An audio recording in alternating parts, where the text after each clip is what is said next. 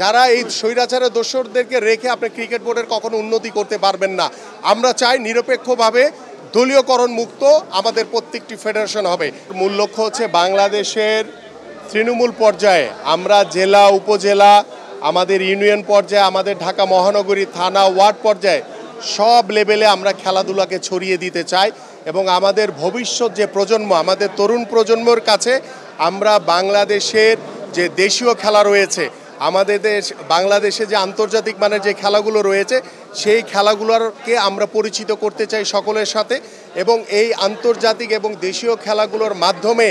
আমরা আমাদের তরুণ সমাজকে তরুণ প্রজন্মকে খেলার মাঠে আকৃষ্ট করতে চাই। তাদের পরিবার তাদের পিতামাতাকে আমরা আকৃষ্ট করতে চাই যে আপনারা আপনাদের সন্তানদেরকে খেলার মাঠে পাঠান। আমরা একটি সুস্থ জাতি হিসেবে আপনার সন্তানকে উপহার দিতে চাই এবং সুস্থ জাতি পারবে একটি সমৃদ্ধশালী বাংলাদেশ গড়তে, একটি মানবিক বাংলাদেশ গড়তে, একটি সুন্দর সমাজ গড়তে। সেই সুন্দর সমাজ গড়ার লক্ষ্য নিয়ে বাংলাদেশের একটি ক্রীড়াঙ্গনের বাংলাদেশ গড়ার লক্ষ্য নিয়ে আমাদের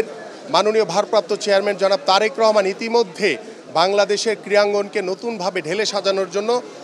বেশ কিছু পরিকল্পনা নিয়েছেন। ইতিমধ্যে কিছু বিষয় আপনাদের সামনে আমি উপস্থাপন করেছি এবং ভবিষ্যতে আরও কিছু বিষয় রয়েছে সেগুলি আপনাদের সামনে উপস্থাপন করব এবং আমাদের যে জেলা এবং বিভাগীয় যে ক্রীড়া অ্যাসোসিয়েশন আমরা তৈরি করেছি সেটার লক্ষ্য হচ্ছে আমরা দ্রুত সময়ের ভিতরে আমরা বিভাগীয় কমিটিগুলো করব এবং তারপরে জেলা কমিটিগুলো করার মাধ্যমে আমরা দলীয়ভাবে আমরা যেহেতু এখন সরকারে নাই আমরা দলীয়ভাবে আমরা ইতিমধ্যে জানেন যে আরাফাত রহমান কোকো স্মৃতি ফুটবল টুর্নামেন্ট করেছি, জিয়া ক্রিকেট টুর্নামেন্ট আমরা করেছি, আমাদের ঢাকা মহানগর উত্তরে জিয়া আন্তঃথানা ফুটবল টুর্নামেন্ট হচ্ছে এবং অল্প কিছুদিন পরে আমরা এই উইন্টার সিজনে আমরা শীতের সিজনে আমরা আমাদের দেশনেত্রী বেগম খালেদা জিয়ার নামে আমরা মেয়েদের ফুটবল মেয়েদের ক্রিকেট কিংবা মেয়েদের নামে হ্যান্ডবল বা ভলিবল আমরা অনুষ্ঠিত করব। আমরা দলীয়ভাবে রাজনৈতিক দল হিসেবে এই খেলাগুলো আমরা সাধারণ মানুষের কাছে পৌঁছে দিতে চাই এবং পরবর্তীতে যখন জাতীয় নির্বাচন হবে সেই নির্বাচনের মাধ্যমে যদি এদেশের জনগণের ভোটে আমরা নির্বাচিত হতে পারি তাহলে সরকারের পক্ষ থেকে নিরপেক্ষভাবে দলীয়করণ মুক্ত রেখে নির্দলীয়ভাবে আমরা বাংলাদেশের ক্রীড়াঙ্গনকে এদেশের সাধারণ মানুষ যারা ক্রীড়া সংগঠক যারা ফুটবলকে ভালোবাসে যারা ক্রিকেটকে ভালোবাসে বিভিন্ন খেলাধুলাকে ভালোবাসে সেই সকল সংগঠকদেরকে সাথে নিয়ে আমরা ভবিষ্যতের ক্রীড়াঙ্গনকে সাজাতে চাই এবং পাশাপাশি আপনি যে বিষয়টি বলেছেন যে আগামী যে অক্টোবরে যে ক্রিকেট বোর্ডের যে নির্বাচন ইতিমধ্যে খুব দুঃখের বিষয় বলতে হয় যে ভবিষ্যতে এই ক্রিকেট বোর্ডে কে সভাপতি হবেন বা কে ডিরেক্টর হয়ে আসবেন কিন্তু সেই ক্রিকেটকে কলুষিত করার জন্য কতিপয় ব্যক্তিবর্গ আমি ইদানিং দেখতে পাচ্ছি যে ক্ষতিগ্রস্তভাবে তারা বিভিন্ন বাজে কিছু কথা বলার মাধ্যমে তারা আলটিমেটলি ক্রিকেটকে ক্ষতিগ্রস্ত করছেন। তারা নিজেদের ব্যক্তিগত পারপাসকে সার্ভ করার জন্য উদ্দেশ্য নিয়ে তারা আমার ক্রিকেটকে ক্ষতিগ্রস্ত করছেন এটি কোনোভাবেই কিন্তু আমরা মেনে নিব না। আমরা চাই ক্রিকেটের জায়গায় থাকবে সম্মানের জায়গায় থাকবে তার অবস্থান হচ্ছে ওয়ার্ল্ডব্যাপী। সেই ক্রিকেটকে ক্ষতিগ্রস্ত করার জন্য কতিপয় ব্যক্তিবর্গ যারা বিভিন্ন অসৎ উপায়ে আজকে ক্রিকেট বোর্ডের মতো জায়গায় আমাদের দুদক ঢুকে গেছে। কেন আজকে এই অরাজকতা সেই বিষয়টি অবশ্যই আমরা ভবিষ্যতে খতিয়ে দেখব এবং ক্রিকেট বোর্ডের ভিতরে যেই একটি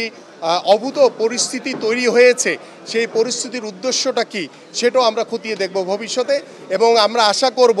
যে ভবিষ্যতে আমাদের যে অক্টোবরে যে ক্রিকেট বোর্ডের যে ইলেকশন হবে সেই ইলেকশনে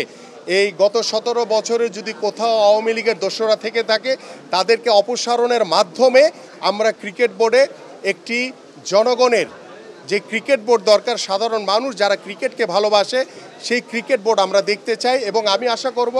এখানে উপদেষ্টা আমাদের যে আসিফ মাহমুদ রয়েছেন তিনিও ইতিমধ্যে তার জায়গায় যে নিরপেক্ষতা সেটা তিনি ধরে রাখতে পারেননি। তিনি তার নিজের মতো করে সব সময় ক্রীড়াঙ্গনে তার নিজের মতো করে লোকগুলিকে তিনি সেট করতে যাচ্ছেন সেখানে তিনি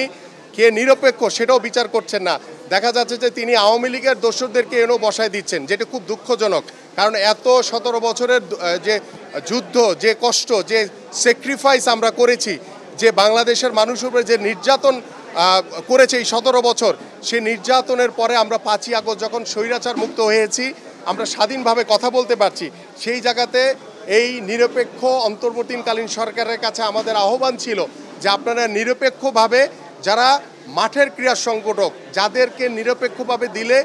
ক্রীড়াঙ্গনের উন্নতি হবে সেই লোকগুলিকে আপনারা বাছাই করেন। বাট তারা তাদের নিজেদের ক্ষমতাকে আরও দীর্ঘস্থায়ী করার জন্য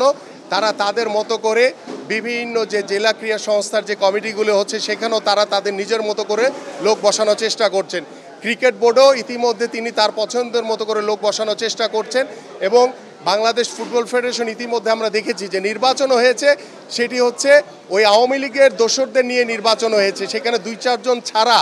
বাকি সবাই গত 17 বছর এই ফুটবল ফেডারেশনের দায়িত্বরত ছিল। তো তাদেরকে দিয়ে আমার ফুটবলের কোনো উন্নতি হবে না। যারা এই স্বৈরাচারের দোসরদেরকে রেখে আপনি ক্রিকেট বোর্ডের কখনো উন্নতি করতে পারবেন না। আমরা চাই নিরপেক্ষভাবে দলীয়করণ মুক্ত আমাদের প্রত্যেকটি ফেডারেশন হবে। সেই লক্ষ্য নিয়ে আমরা সকল বিষয় পর্যবেক্ষণ করছি। ইনশাল্লাহ টাইম টু টাইম আপনাদেরকে আপডেট করব। আমি যেহেতু এই অন্তর্বর্তীকালীন তারা বাজেট দিবে এবং ইতিমধ্যে আপনি জানেন যে আমাদের বেশ কিছু উপদেষ্টার নামে যেভাবে দুর্নীতি বা যেভাবে টাকা পাচার বা যেভাবে বিভিন্ন তাদের পরিবারের মাধ্যমে তারা যে অবৈধভাবে অর্থ উপার্জন করেছে সেটি কিন্তু আমাদের সকলেরই দৃষ্টিগোচর হয়েছে, দেশের সাধারণ মানুষের দৃষ্টিগোচর হয়েছে। সেটি অবশ্যই ভবিষ্যতে আমরা খতিয়ে দেখব। বাট বিষয়টা হচ্ছে যে বাজেট হবে সেটা আমার কাছে মনে হয় যে প্রধান উপদেষ্টা সহ বাংলাদেশে ক্রীড়াঙ্গনকে নতুনভাবে ঢেলে সাজানোর জন্য যেভাবে বাজেট দরকার সেই বাজেট তারা দিবেন সেটা আমরা আশা করি। এবং আমি আপনাদের কাছে আজকে বলতে চাই যে আগামীতে এদেশে নির্বাচনের মাধ্যমে যখন জনগণের সরকার প্রতিষ্ঠিত হবে, সেই জনগণের ভোটে বাংলাদেশ জাতীয়তাবাদী দল বিএনপি যদি নির্বাচিত হতে পারে, আমি দৃঢ়ভাবে বলতে চাই অবকাঠামো উন্নয়নের জন্য আমাদের সংক্ষিপ্ত আকারের বাজেট রেখে আমাদের খেলোয়াড় যারা ক্রীড়াবিদ, যাদেরকে দিয়ে আমরা ভবিষ্যৎ বাংলাদেশ গড়তে চাই, যাদের খেলার মাধ্যমে ভবিষ্যতে বাংলাদেশের ক্রীড়াঙ্গন আরও অনেক বেশি উজ্জ্বল হবে, আমরা সেই ক্রীড়াবিদদের জন্য তাদের খেলোয়াড়, তাদের অনুশীলন, তাদের ফ্যাসিলিটিস, তাদেরকে সরকারিভাবে তাদের সর্বোচ্চ ফ্যাসিলিটিস আমরা নিশ্চিত করতে চাই এবং তাদের জন্য সর্বোচ্চ বাজেট থাকবে ইনশাআল্লাহ ভবিষ্যতে।